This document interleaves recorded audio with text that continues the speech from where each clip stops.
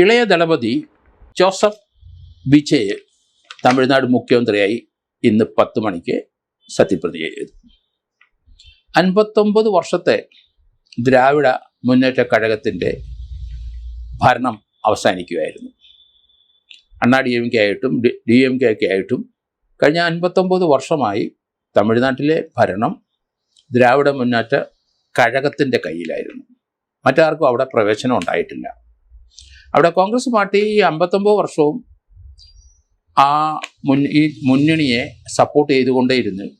പക്ഷേ ഇന്നത്തെ സത്യപ്രതിജ്ഞയിലെ സ്റ്റേജിൽ അവിടെ രാഹുൽ ഗാന്ധി മുഖ്യമന്ത്രിയുടെ തൊട്ടടുത്തും അതിനടുത്ത് ഗവർണർ ഇരിക്കുന്നത് നമ്മൾ കണ്ടു.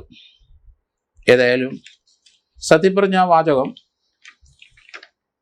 ഗവർണർ പറഞ്ഞു കൊടുക്കുക സ്റ്റാർട്ട് ചെയ്തപ്പം തന്നെ അത് കാണാപ്പാടം അത്യുജ്വലമായി സ്ഫുടമായും അദ്ദേഹം പറയുന്നത് ഇന്ത്യയിലെ മറ്റു മന്ത്രിമാർക്കും മുഖ്യമന്ത്രിമാർക്കും എങ്ങനെയാണ് സത്യപ്രതിജ്ഞ ചെയ്യേണ്ടതെന്ന് കാണിച്ചു കൊടുത്തിരിക്കുന്നു വിജയ്. സ്ഫുടമായി അത്ര കൃത്യമായി അത് തപ്പും തടലൊന്നും ഇല്ലാതെ അദ്ദേഹം ആ പേപ്പർ നോക്കാതെ നോട്ട് നോക്കാതെ എഴുതി വച്ചിരിക്കുന്നതൊക്കെ കാണാപ്പാടം പറഞ്ഞു. അതാണ് അദ്ദേഹത്തിൻ്റെ ആ സത്യപ്രതിജ്ഞ. അദ്ദേഹത്തിൻ്റെ ചില കാര്യങ്ങൾക്കുള്ള ദൃഢനിശ്ചയം നമുക്ക് കാണാം. അദ്ദേഹത്തിൻ്റെ ഒപ്പം 9 പേരൂടെ സത്യപ്രതിജ്ഞ ചെയ്തു.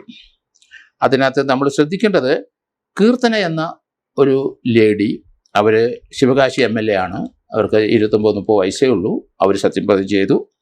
അദ്ദേഹത്തിൻ്റെ ഒപ്പം കഴിഞ്ഞ 2-4 വർഷങ്ങളായിട്ട് കൂടെ നിന്നിരുന്ന 9 പേര് മന്ത്രിസഭയിലെ മന്ത്രിമാരായി സത്യപ്രതിജ്ഞ ചെയ്യുന്നത് നമ്മൾ കണ്ടു. അതിൽ TK പ്രഭുവും കീർത്തനയും രാജ്മോഹനും അരുൺ രാജും ആദവ് അരുണും വെങ്കട്ടരാമനും ഒക്കെ സത്യപ്രതിജ്ഞ ചെയ്തു.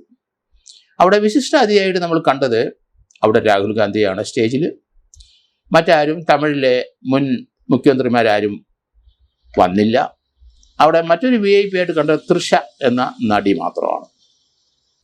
ജോസഫ് വിജയുടെ പിതാവ് അസിസ്റ്റന്റ് ഡയറക്ടറായ അദ്ദേഹവും ചന്ദ്രശേഖറും അദ്ദേഹത്തിൻ്റെ ജോസഫ് വിജയുടെ അമ്മയും VIP ആയിട്ട് അവിടെ ഇരിക്കുന്നത് കണ്ടു.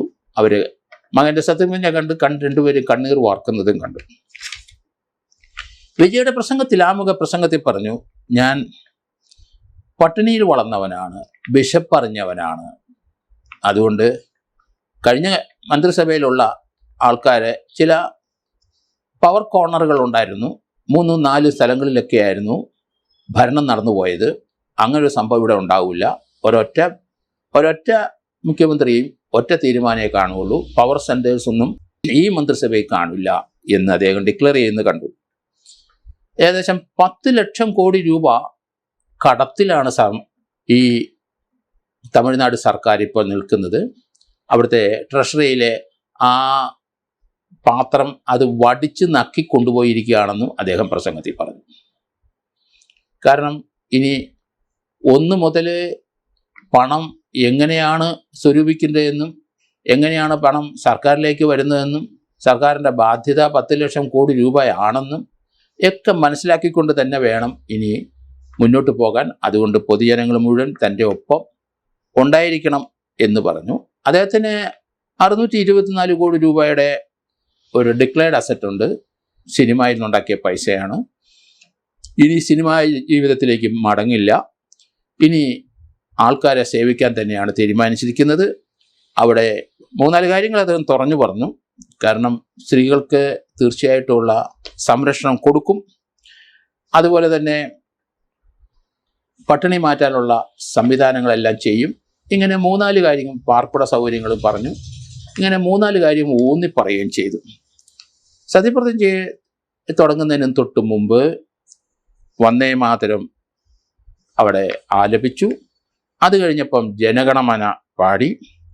അതിനുശേഷം തമിഴ് ആന്തം, തമിഴിലെ ദേശീയതയ്ക്ക് ഉള്ള അവരുടെ വന്ദേ മാതരമോ അല്ലെ ജനഗണ പോലെ തന്നെ തമിഴ് ഗീതം നീരാരും എന്ന് തുടങ്ങുന്ന ആ സ്റ്റേറ്റ് ആന്തവും പാടിച്ചിട്ടാണ് സത്യപ്രതിജ്ഞ തുടങ്ങിയത്.